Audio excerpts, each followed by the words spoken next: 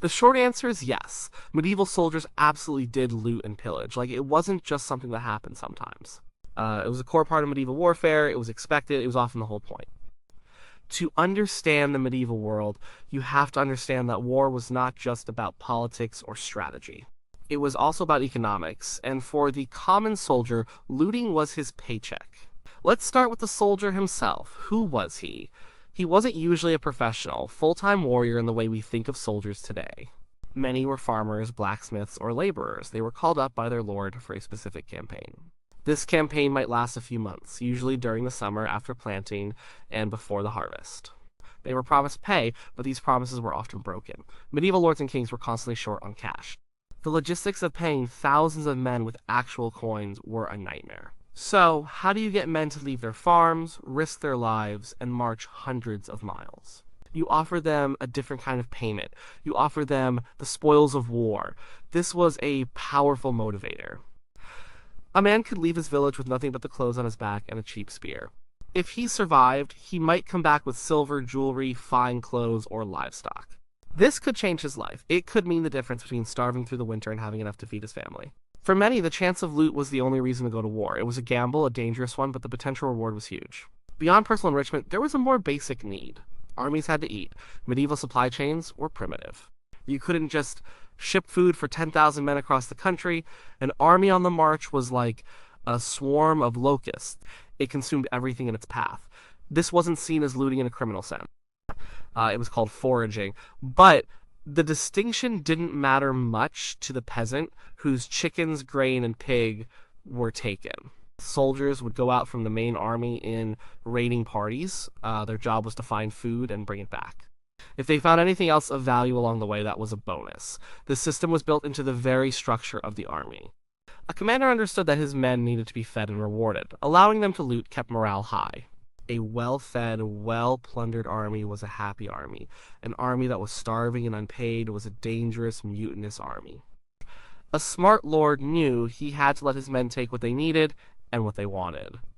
It was a practical necessity. He might try to control it to make sure he got his share of the best stuff, but he couldn't stop it entirely.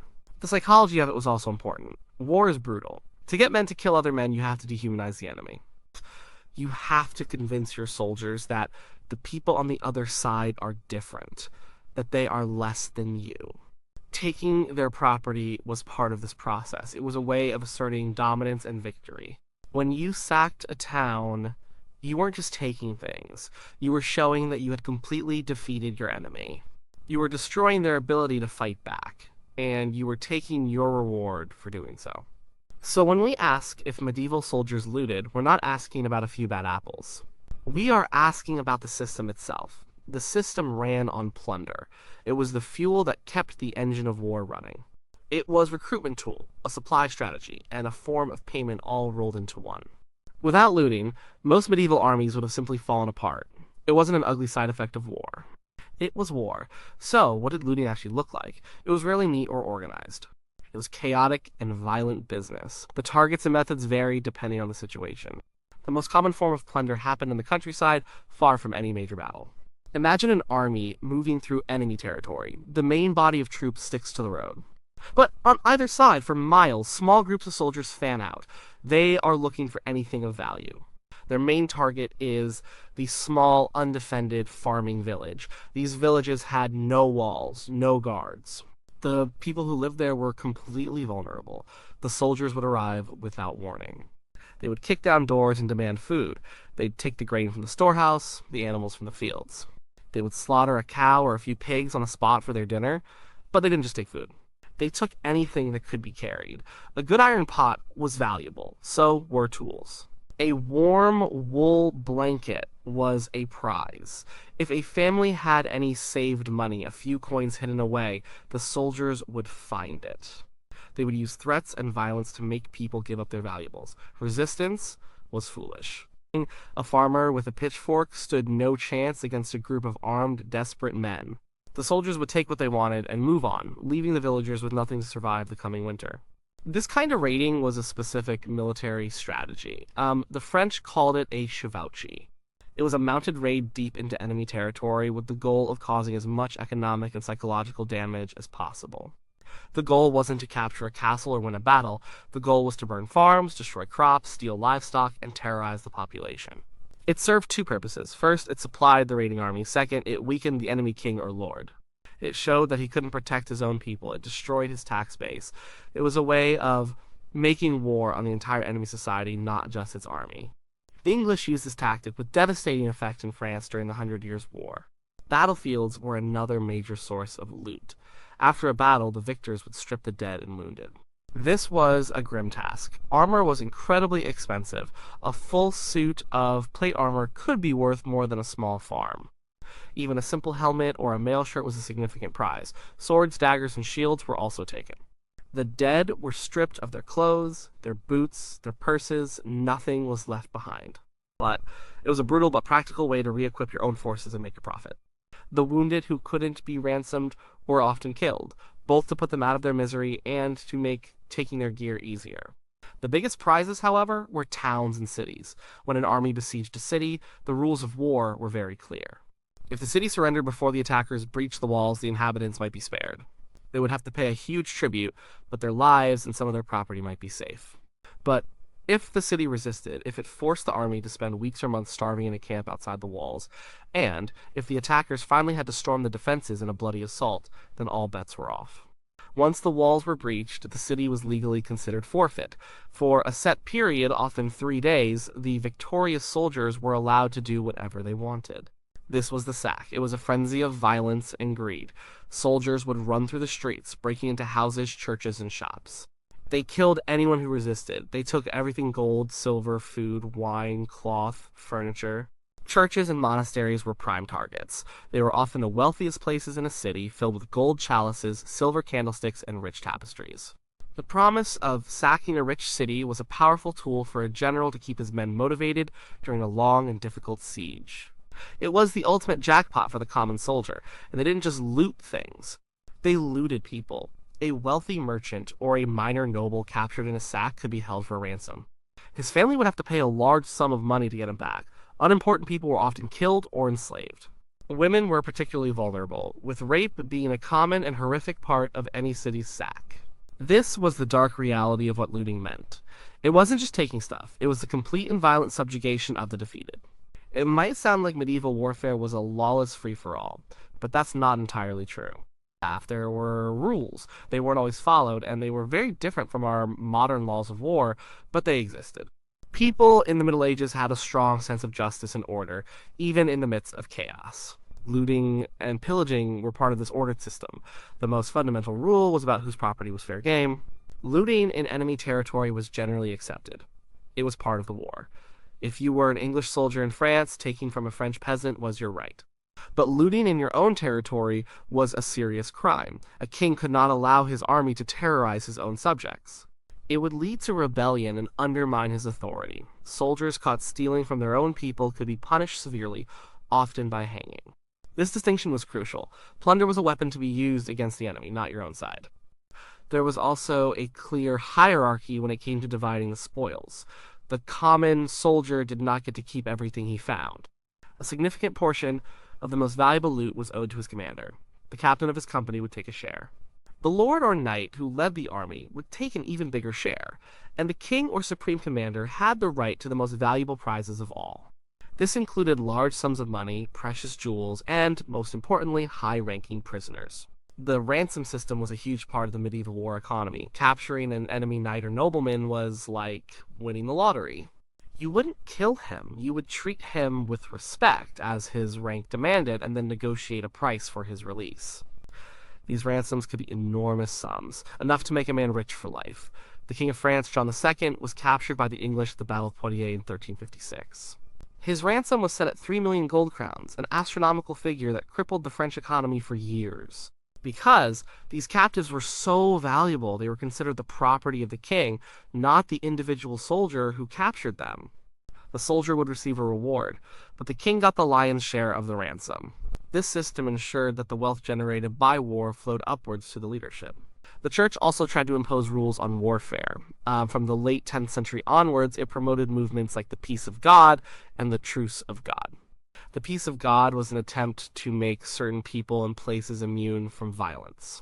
This included clergy, women, children, peasants, and merchants.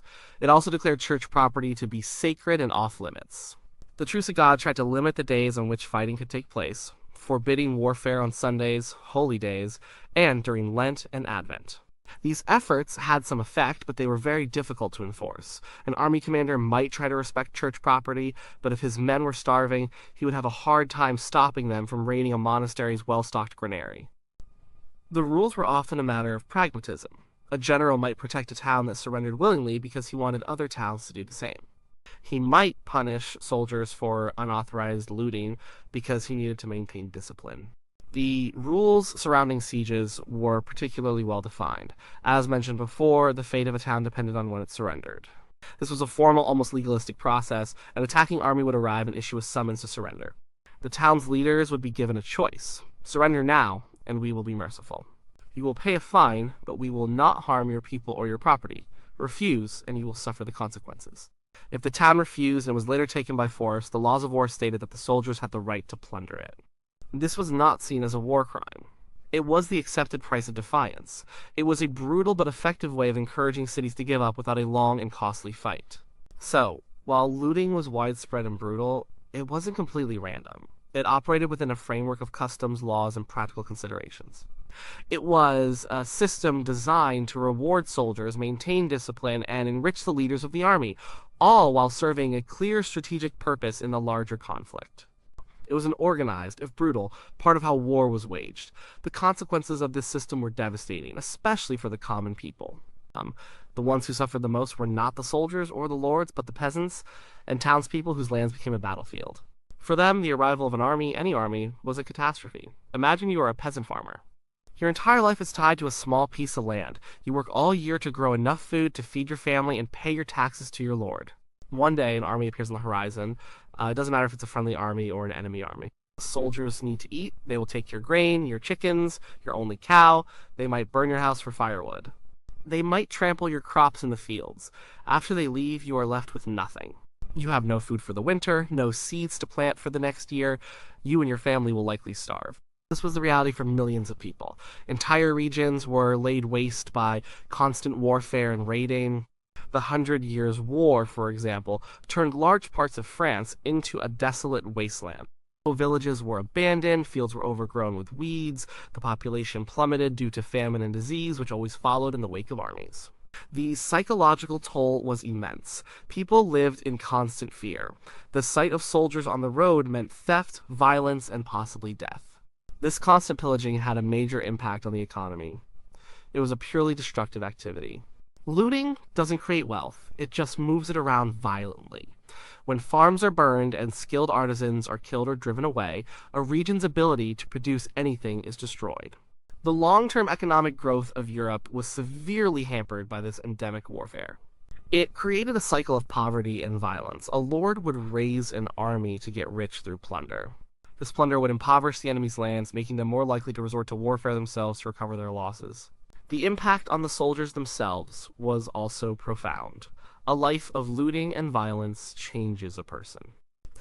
It attracts men who are desperate or already prone to violence, and it brutalizes those who are not. Killing and stealing become normal. The line between soldier and bandit becomes very thin.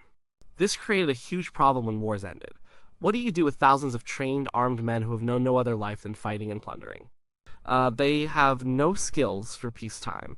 They have no farms to go back to. They are a dangerous, unemployed mass of men. After major phases of the 100 Years' War, these unemployed soldiers formed so-called free companies. They were essentially mercenary armies without a contract. They roamed the countryside, living off the land just as they had during the war. They extorted money from villages, sacked towns, and became a terror to the very kingdoms they had once served. They were a plague on the land, and it was incredibly difficult for kings and lords to get rid of them. The Pope even excommunicated them, but it did little to stop their rampage. The system of plunder also corrupted the idea of warfare itself. War became less about achieving a political goal and more about making a profit. Captains and commanders were often more interested in finding a rich town to sack than in fighting a decisive battle. A battle was risky. You could lose. A raid on an undefended area was a much safer way to get paid. This prolonged conflicts. Wars dragged on for decades because the participants were profiting from the chaos. There was little incentive to make peace when war was such a lucrative business for the men in charge. Ultimately, the constant looting and pillaging created a deep instability in medieval society. It terrorized the population, destroyed economies, and bred a class of violent men with no stake in peace. While it was an effective way to motivate and supply armies in the short term, its long-term consequences were almost entirely negative. It was a system that fed on itself, perpetuating a cycle of violence that left scars on the landscape and the people for generations. To truly understand medieval looting, we have to place it in its proper context. It's easy for us to look back from our modern world and judge it as barbaric and criminal, and by our standards it was. Today, looting is considered a war crime under international laws like the Geneva Conventions. But the people of the Middle Ages did not see it that way. Their world operated on a different set of assumptions. The first and most important difference was the nature of the state. Today, we live in powerful nation-states with strong central governments. These states have national armies, complex tax systems, and sophisticated logistics. The government pays its soldiers a regular salary, feeds them, and supplies them with equipment. In the Middle Ages, this kind of centralized power barely existed. A king's power was limited. He did not have a large bureaucracy or a national tax system. He relied on his vassals, the great lords and nobles, to provide him with soldiers. The entire system was decentralized and personal. Because of this, funding a war was a constant struggle. A king simply did not have the cash on hand to pay and supply a large army for a long campaign. The solution was to make the war pay for itself. The army would live off the enemy's land. The soldiers would be paid with the enemy's property. This wasn't a moral failing, it was a practical solution to a logistical problem. It was the only way the system could work. The concept of a non-combatant was also much weaker. In our modern view, there is a sharp line between soldiers and civilians. War is supposed to be fought between armies. Intentionally targeting civilians is a crime. In the medieval period, this line was blurry. A war was not just between King A and King B, it was between the entire kingdom of A and the entire kingdom of B. A French peasant was a subject of the French king. He paid taxes that funded the French army. Therefore, from an English soldier's perspective, that peasant was part of the enemy war machine. Destroying his farm and taking his grain was a legitimate act of war. It weakened the enemy king. It was a direct attack on the enemy's resources. The idea that a peasant was an innocent bystander would have seemed strange. Furthermore, life in the Middle Ages was generally much more violent and insecure than it is for us. There was no professional police force. Law and order were local and often brutal. People were much closer to the edge of survival. Famine and disease were constant threats. In this context, the violence of war was perhaps not as shocking as it seems to us. It was a difference in degree, not in kind, from the everyday harshness of life. For a soldier, taking what he needed to survive was a natural instinct in a world where survival was a daily struggle. Over time, this system began to change. Kings and states gradually became more powerful and centralized. They developed better systems of taxation and administration. They began to build professional, standing armies that were paid a regular wage by the state. As soldiers became employees of the state rather than freelance adventurers, the need for looting as a form of payment declined. Discipline became stricter. An army that looted indiscriminately came to be seen as a sign of a weak commander and an unstable state. This was a slow and uneven process. It took centuries. But the shift was fundamental. War slowly transformed from a for-profit enterprise for soldiers into a tool of state policy. The state took over the monopoly on violence, and it also took over the responsibility for paying and supplying its soldiers. Looting didn't disappear overnight, but it was no longer the central pillar of the military economy. It became an act of indiscipline to be punished, rather than a right to be expected. So when we look back at the medieval soldier, we shouldn't see him as a uniquely evil or greedy figure. We should see him as a product of his time. He was part of a military, economic, and political system in which looting was not just common but necessary. It was the brutal, logical outcome of the way medieval society was organized. It tells us a lot about the harsh realities of life, power, and survival in a world very different from our own. It was not an aberration of war, it was its very essence.